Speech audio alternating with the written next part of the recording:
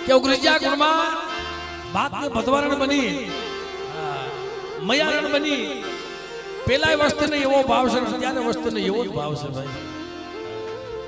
એ તઈ દેવી મયારણ બની દૂધ પાવા જાતી હતી હો ખમા મારા ભગવાન એ દૂધ પી લે બાપ એટલે એ વખત નું આ જોવું છે એટલે બાપ એ મયારણ બની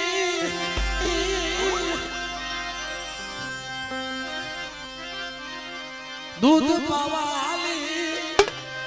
એ પગલાની દીદી